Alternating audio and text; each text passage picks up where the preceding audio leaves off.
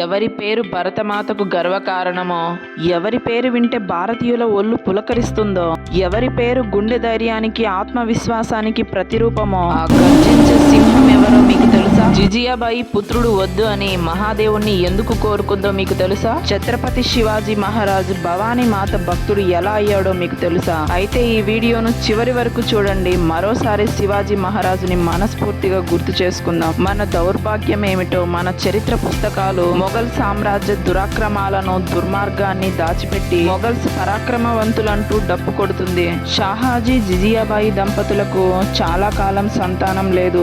జిజియాబాయి సంతానం కోసం మహాదేవుణ్ణి ప్రార్థించేది. జిజియాబాయి సూర్యోదయం కంటే ముందే నిద్రలేచి చల్లనీళ్లతో స్నానం చేసి మహాదేవుని కోసం ఎంతో భక్తిభావంతో బిల్వపత్రాలను సేకరించి శివనేరి కోటలోని శివాలయానికి వెళ్లి మహాదేవుణ్ణి చూస్తూ కన్నీటితో మొఘల్ సామ్రాజ్య అరాచకాలు తనకు తెలియంది కాదు. అందుకే మహాదేవుణ్ణి దీనంగా తనకు పుత్రుడు వద్దు, ధర్మాన్ని నిలబెట్టే పుత్రుడు కావాలని కోరుకుంది. ఎందుకంటే జిజియాబాయి మొఘళ్ళ అరాచకాలను ఎన్నింటినో తన కళ్ళారా చూసింది. అందుకే మహాదేవుని అనుగ్రహం కోసం దీర్ఘకాల ఉపవాసాలు, నిత్య శివారాధనలో మునిగిపోయేది. అలా ఒకరోజు జిజియాబాయికి మహాదేవుడు కలలో కనిపించి నీ గర్భంలో ధర్మాన్ని నిలబెట్టే పుత్రుడు జన్మిస్తాడని పలికి అదృశ్యమవుతాడు.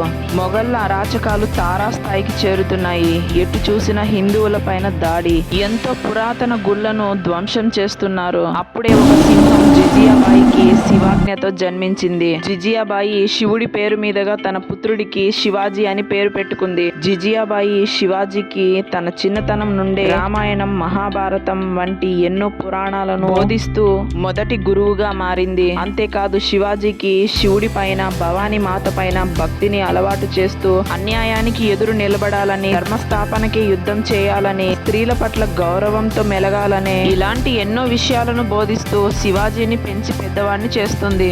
శివాజీ కూడా తన చిన్నతనం నుండే భవానీ మాత పట్ల ఎంతో భక్తిభావంతో ఉండేవాడు. ప్రతిరోజు ఆయన తుల్జాపూర్ లో ఉండే భవానీ మాత ఆలయానికి వెళ్లి ఆమెను దర్శించుకొని ధర్మస్థాపనకు కావలసిన శక్తిని ప్రసాదించమని వేడుకునేవాడు. అలా ఆయన భవానీ మాత ఆశీర్వాదంతో కేవలం 22 సంవత్సరాల వయసులోనే అనేక యుద్ధాలలో విజయం సాధించాడు.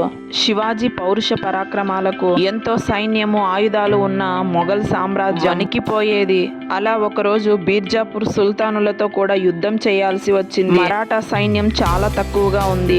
అప్పుడే శివాజీ గురువు గారైన సమర్థ రామదాసు గారు వచ్చి శివాజీతో శ్రీశైలంలో ఉండే భ్రమరాంబికా దేవి దర్శనం చేసుకుని ఆమె ఆశీర్వాదంతో యుద్ధానికి వెళ్ళు, నీకు అంతా శుభం జరుగుతుంది అని చెప్తాడు. అప్పుడే శివాజీ భ్రమరాంబికా దేవి ఆశీర్వాదం కోసం శ్రీశైలం వెళ్తాడు.